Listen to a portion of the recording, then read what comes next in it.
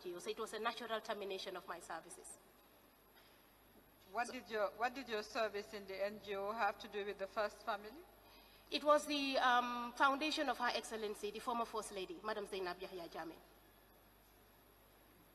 What was the work of this foundation?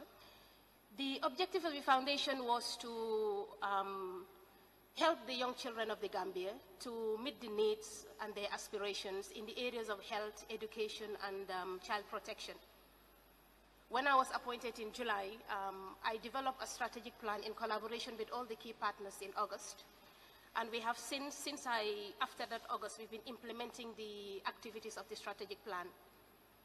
Of course, the main source of revenue was the fundraising activities. I see. The period of your service as minister, can you repeat the period, please? The period was 4th of February 2010. And up till June 2014, I cannot remember the specific date, but it was June that I had a chat with His Excellency that I would like to step down as Minister of Tourism and Culture. During this period, you were signatory to some accounts. Yes, I was a signatory. Can you list the accounts to which you were signatory?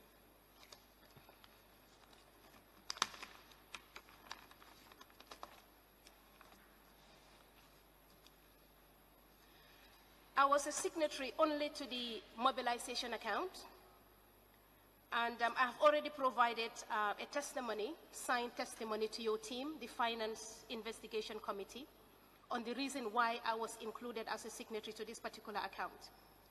Okay. This mobilization account was held in which bank? Guarantee Trust Bank. And its purpose?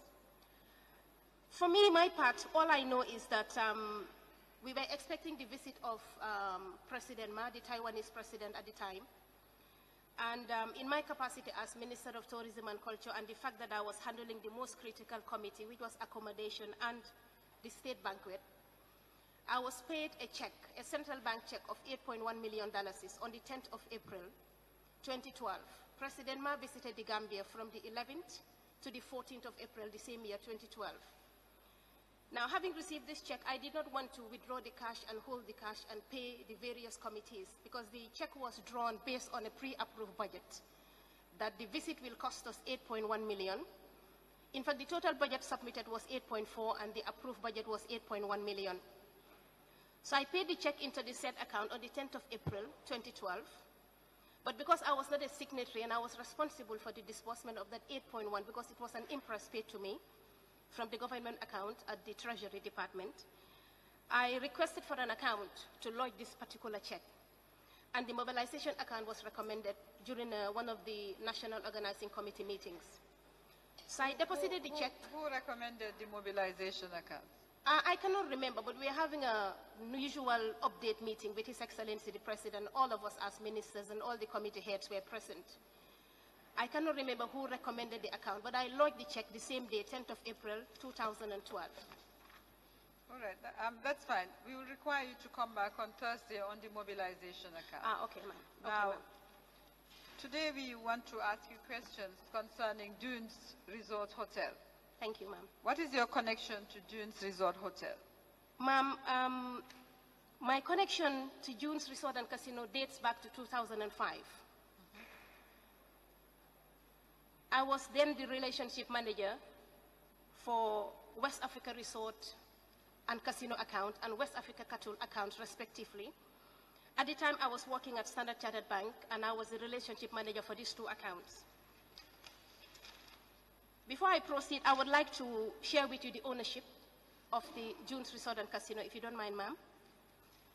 The Dunes Resort and Casino was owned by the West Africa Resort and Casino, a limited liability company whose shareholders were Mr. David Ford, who owned 90% shares. David Ford? David Ford, F-O-R-D, who owned 90% of the shares. Mr. Jim Fielder, 5% of the shares. Jim, as in Jim, J-I-M. And Mr. Gene Fielder, 5% of the shares. The Dunes Resort and Casino was the other 5%? The other 5% was Gene Fielder. They were two brothers. 90% David. Jim, the other one? Gene. Gene, Yeah, spell it. Gene, Fielder, Fielder.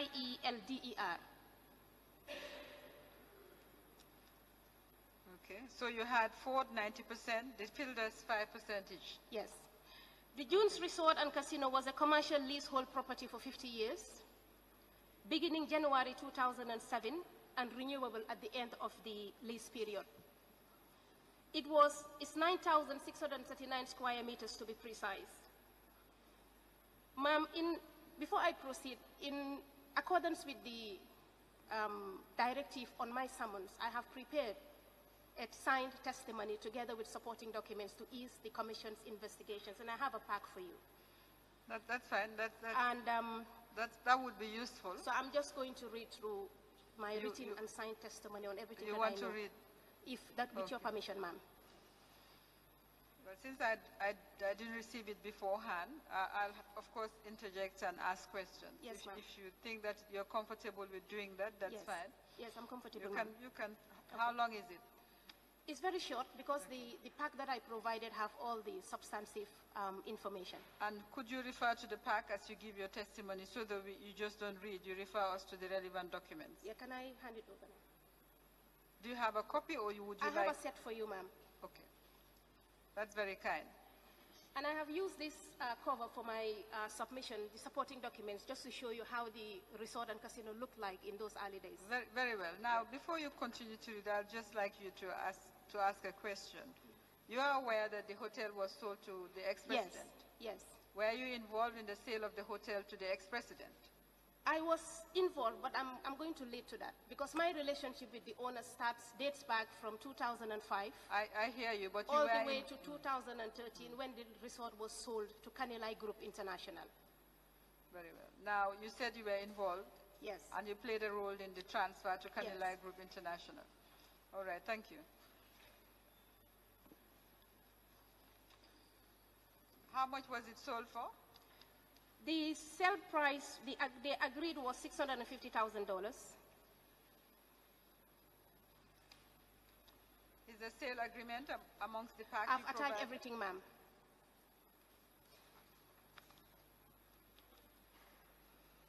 With your permission, I would just like to present my testimony. Just one yeah. moment.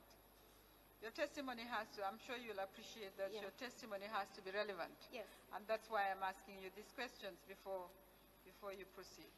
Now, I have this pack which you have just handed in. I realize that some of the documents are unsigned. Yes, I gave you everything that I had. You don't have everything that was in my possession, yes. So you are saying, in other words, that where you don't have a signed copy, it's because you don't have one in your possession? No.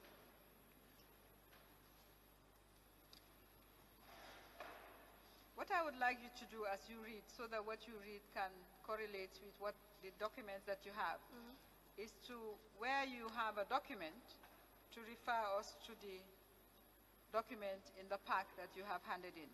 Okay, so that your testimony can flow and at least have some relevance to the documents you have just given me. All right. Mr. Chairman, that's fine. She can proceed to read and refer to the documents. Sorry, what document do you have there? I have a bundle of documents. Since I did not have a preview of these documents, I would like her in her testimony to refer me to documents as she is reading her testimony, since that is the way she prefers to proceed. May we have a look at that document, please? Very well. Let's have it in first. Okay, thank you.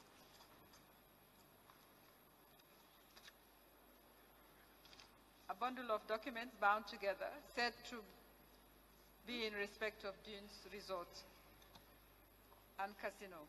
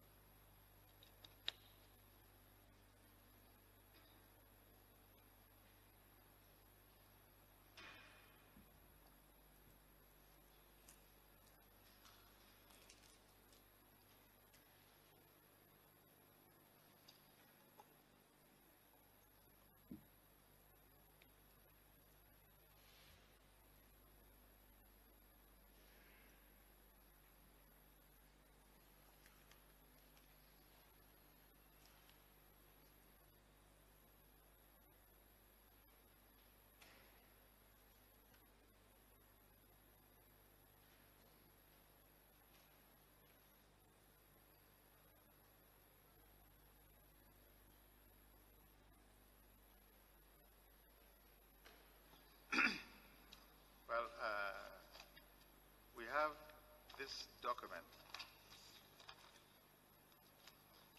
or rather set of documents, called supporting documents, relating to June's resort and casino gaming, is it hotel? Let's have a look. Is it a hotel? It was just a resort. The name was June's Resort and Casino only. Ah, very well. So what I want to know, Council, is whether you intend to put this in evidence as an exhibit. Yes, I do, after I understand the nature of the documents and how they are relevant to the testimony she's about to give. Yes, we have already decided that the documents are relevant. Very well. I do not have any problems with that. We can admit them, and Very well. So she can refer to we'll them. admit the documents. Hold on a minute.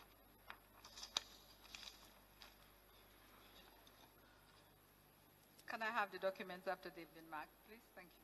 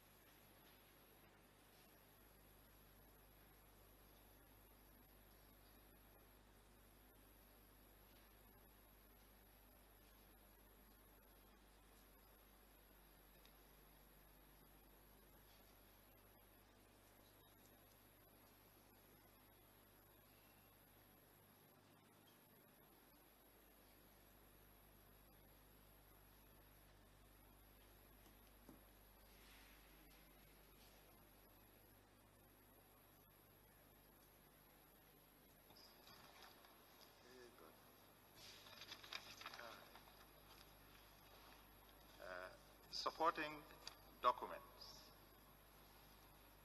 dated from 31st March 2008 to 15th January 2014, on June's Resort and Casino in a bundle. Admitted mark MS 49.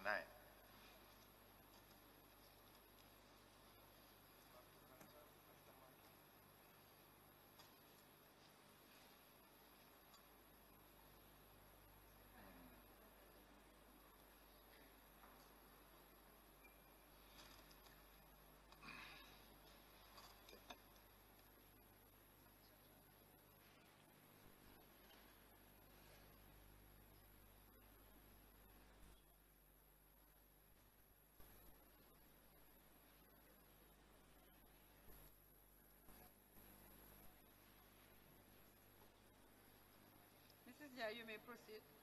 Thank you, ma'am. I was acquainted with the owners of June's Resort and Casino in 2005. At the time, I was at Standard Chartered Bank and served as a relationship manager to their accounts held at the bank. At the time, they had incorporated West Africa Resort and Casino and West Africa Cattle, which they opened accounts at the said bank. I managed the said accounts from 2005 to May 2006, when I resigned from Standard Chartered Bank after 10 years of service. Being the relationship manager at the time, I was informed by the shareholders that in the year 2004, the majority shareholder, David Ford, sent his two partners to the Gambia to manage and oversee the companies known as West Africa Resort and Casino and West Africa Cattle, respectively. I was also informed that in 2005, David Ford hosted the former president to a reception in New York on the margins of the UN General Assembly. I was appointed managing director of the June's Resort and Casino on the 15th of May, 2006. At the time of my appointment, the construction of the resort and casino was in progress. The core business of the June's Resort and Casino at inception was gaming. The owners at the time perceived the Gambia as a country where tourists will use the gaming facilities during the tourist season and thereby generate enough revenue to support the operations of West Africa Cattle. The casino opened in November 2006.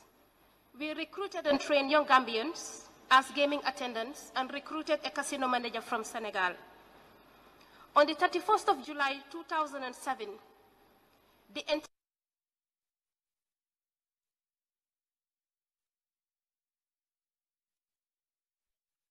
dollars monthly due to the winnings. The closure of the casino resulted in monthly cost savings then of $561,902. The building housing the casino was renovated and converted into a restaurant for the resort.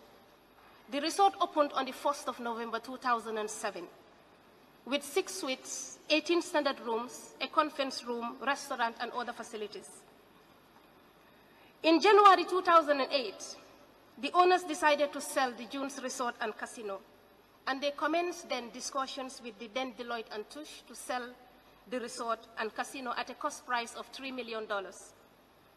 In the pack, you'll find the draft agreement that was prepared between the West Africa Resort and Casino and Deloitte and Touche. Although the contract was developed, it was never signed because the owners decided to sell, look for buyers themselves. On the 4th of May 2008, I resigned as managing director of the June's Resort and Casino and was appointed group head of retail banking at the bank PHP then.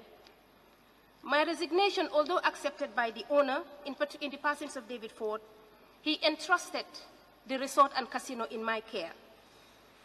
And ma'am, I have highlighted activities during the period the casino and resort was entrusted in my care. On the 13th of January 2009, a Chinese businessman offered $1 million to buy the casino and resort. His offer was not accepted by the owners.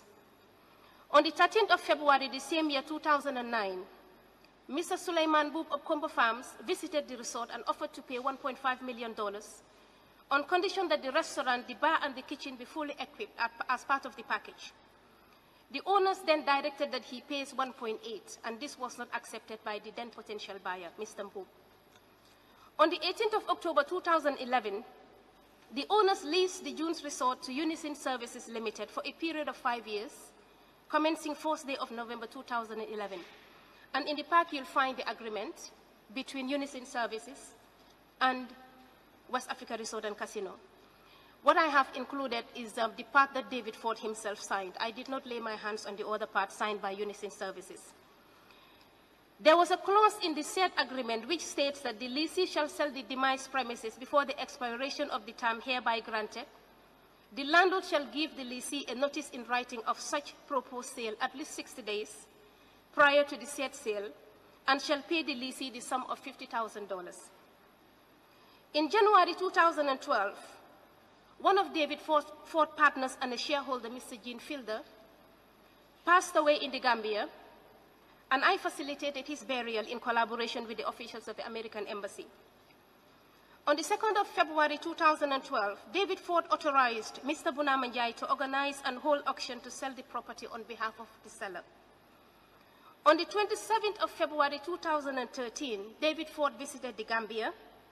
He paid a courtesy call on the former president. Following his visit, he wrote a letter to the former president dated 30th of March, and that particular letter is in the pack, expressing gratitude for arranging his warm return to the Gambia. In the same missive, he attached signed copies, his part of the sale agreement between West Africa Resort and Casino and Kanilai Group International, as well as details of his bank details for the funds to be transferred. The said sales agreement was prepared by the then Attorney General and Minister of Justice of the Gambia. On the 26th of September 2013, the former president and David Ford signed the sales agreement on the margins of the UN General Assembly in New York. The sale price was $650,000. It was, however, agreed that the amount of $97,500, being the capital gains tax, be held by the buyer and paid on behalf of the seller. It is worth mentioning, ma'am, at this juncture that I was not aware of any monetary transaction in this arrangement. The reason why I was involved in this transaction was because of my long-standing relationship with the owners, which dates back to 2005, and the fact that the casino and resort was entrusted in my care. By virtue of being present at the UN General Assembly in my capacity as Minister of Tourism and Culture, I was asked to witness the signing of the sales agreement. Following the signing of the sales agreement, David Ford, in a letter dated 27th of September 2013, addressed to the Permanent Secretary, Ministry of Lands and Regional Administration, directed that the assigned lease for Dunes Resort and Casino to be assigned to Kanilai Group International. In an email from the former Justice Solicitor General, Justice Basiru Mahoney, and these emails are included in the pack, dated 3rd of November 2013, he informed that he paid the stamp duty on the hotel deed of sale and have consent to assign and the TIN number of Kanilai Group International. The capital gains tax at the time was $2.4 million. This is the $97,500 deducted from the sales, was not paid as at that particular date. Lastly, ma'am, I was directed by the former president to produce to the then Secretary General, Mamadou Sabali, with a draft job description for the managing director position for Dunes Resort and Casino. And I was privy to the draft agreement between Kanilai Group International and one Mrs. Odinga Ramos Fonseca, dated 15th of January 2014. And that particular agreement is also included in this pack. The above testimony is all I know in connection to the Dunes Resort and Casino, ma'am. Thank you.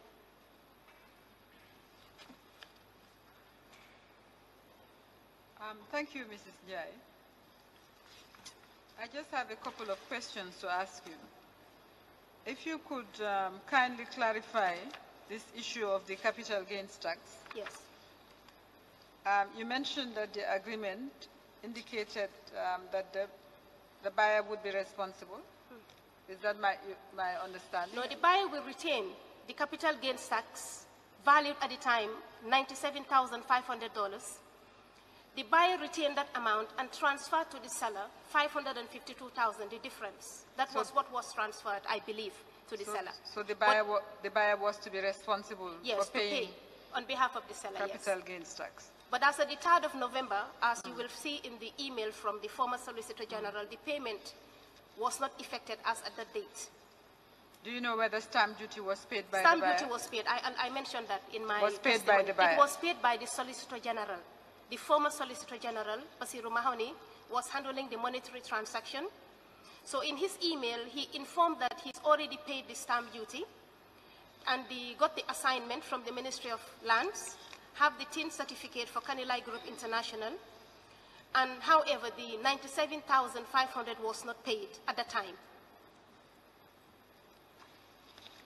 Okay. This is the email dated September 23rd. Yes, there are two email messages attached. One was dated September 23rd. Look at the one dated November 3rd.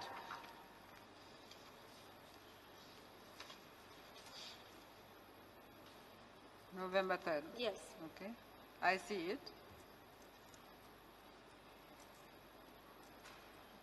Because he was the one handling the monetary transaction.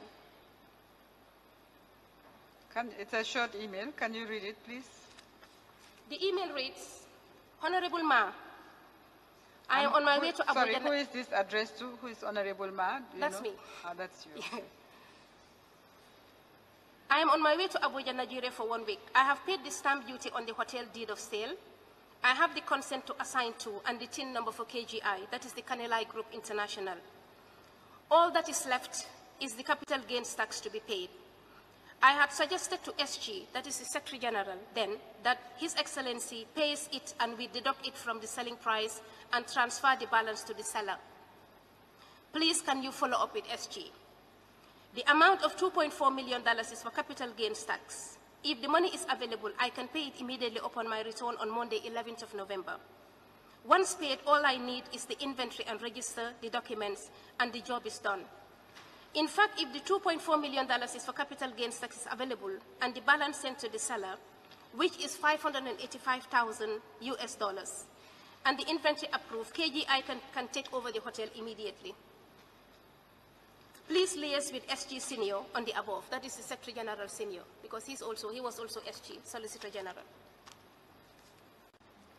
Okay. Do you know whether a deed of assignment was prepared? Pardon me? Do you know whether a deed of assignment was prepared From to his transfer? email, it must have been prepared because David sent the letter. They requested for David to write to the Ministry of Lands requesting for the deed to be assigned, and a copy of that said letter is in the pack. Did you ever have a copy of the lease of the premises? No. You don't have a copy of the lease? No, I did not, because it was all kept by the owners. Do you have any record of the lease number of the premises? I think it's on the letter that David Ford wrote to the Ministry of Lands. If I just check, I'll give it to you. Okay, you can check.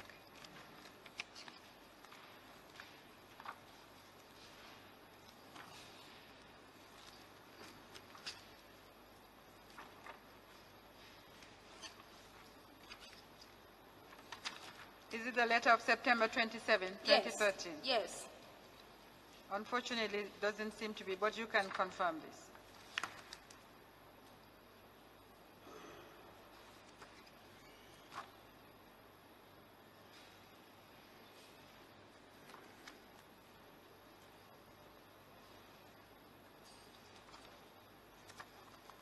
I tried to get a sticker to stick everything, but I could not find any.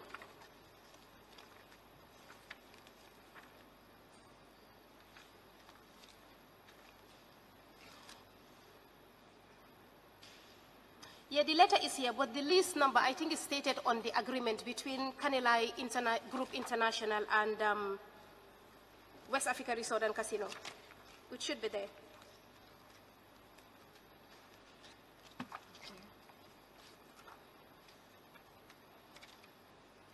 Okay, K133 of 2009. Yes, yes. Yes. K133, 2009, yes. Thank you. Unison Services Limited, who are they? It says 619 Busubi Combo St. Mary Division. Yes, Unison Services was headed by Bunamanjai.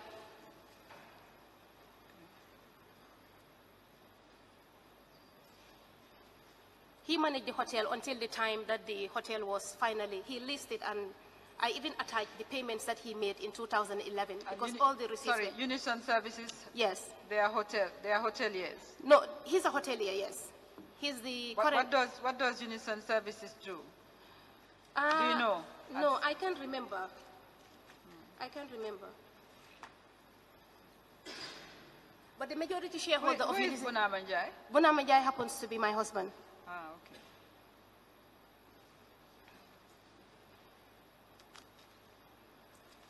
Was he your husband at the time of this transaction? Yes.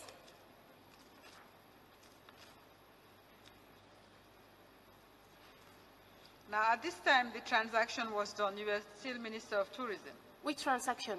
The sale between Kanilai. Yes, because I left in 2013. Yes, I was still Minister of Tourism and Culture. Minister of Tourism. Yeah. Was it normal as Minister of Tourism to be taking part in transaction of this nature, or were you doing it because of your connection to the casino?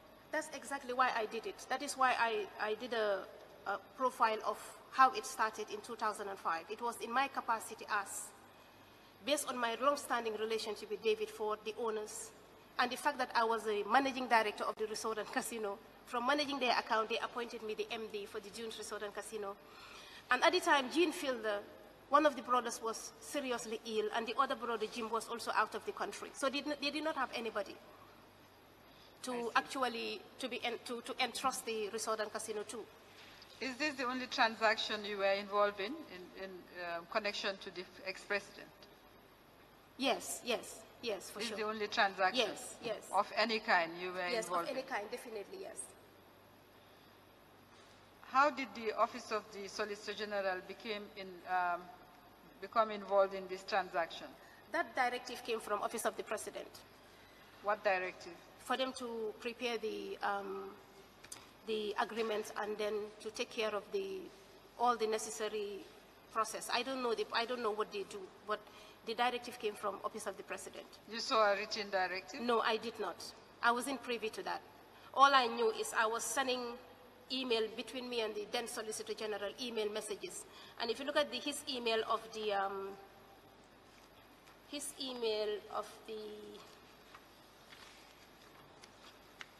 I think it was September.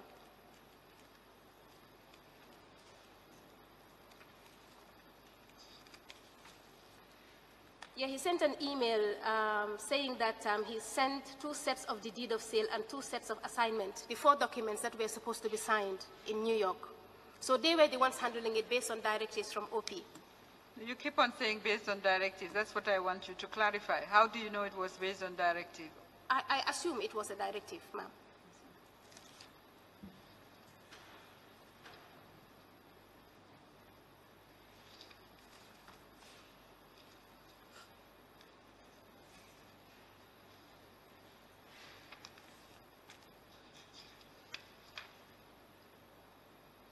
And at the time of the sale agreement, you confirmed the Minister of Justice. Is it this Lamin AMS Jobate? Yes.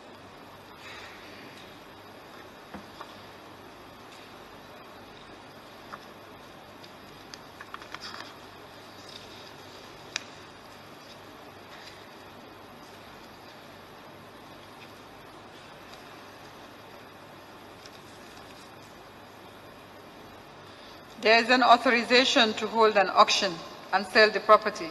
I presume that auction never took place. No. It was necessary at the time because there was nobody representing David Ford, and I didn't want to do it.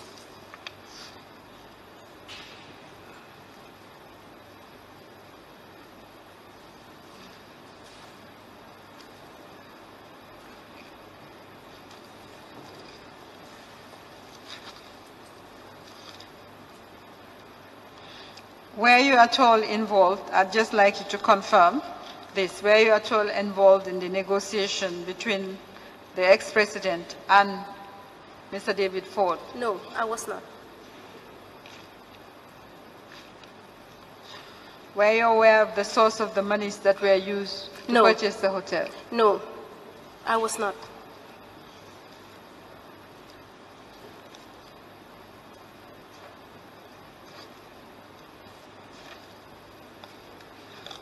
These accounts that you provide, these are the accounts during the period when you were operating Yeah, I just wanted to show you an indication of the gaming revenue, because I mentioned the fact that the casino was shut down because of the post sale. So for you to see the gaming revenue that we were, how much money we were making, and then the financial statement for the year ended 2008 to also justify why they wanted to sell the hotel, because they were not making money.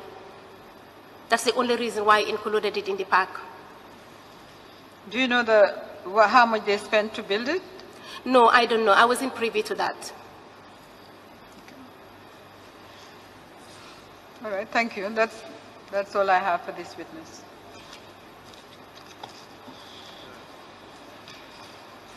Mrs. Njai, can you remind us when the sale took place, the precise dates?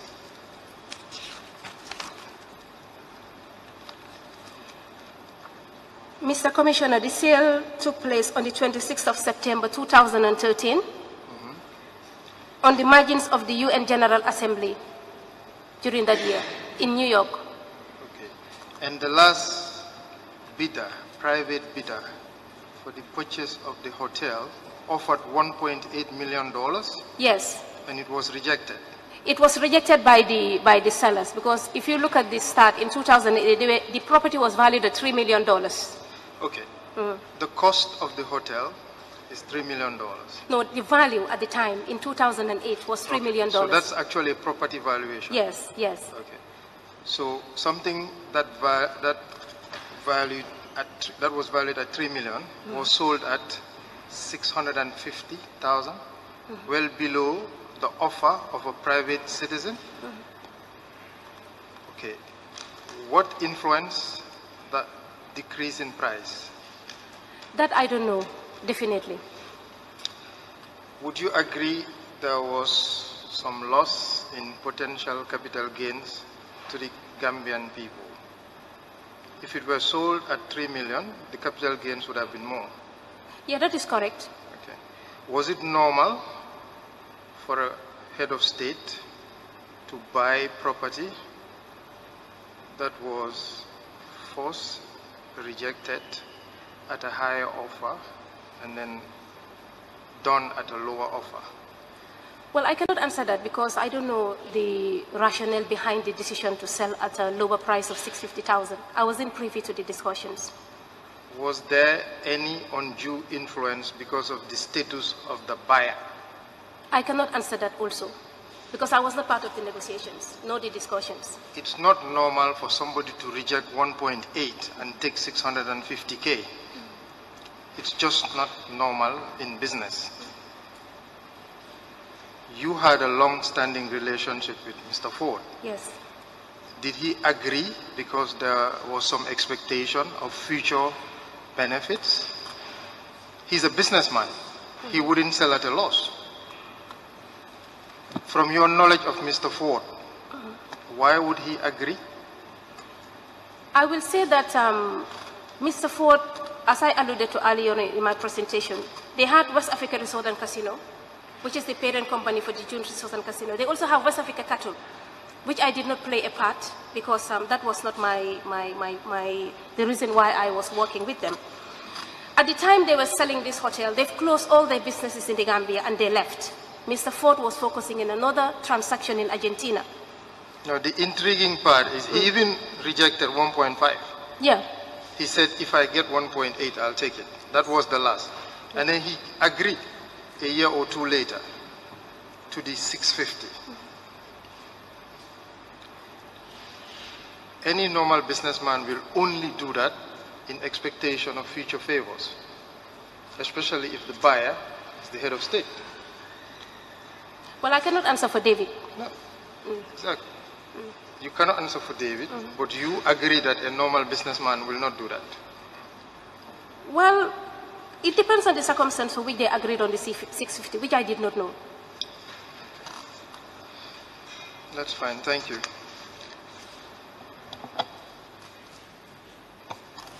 All right, you may leave. Thank you very much.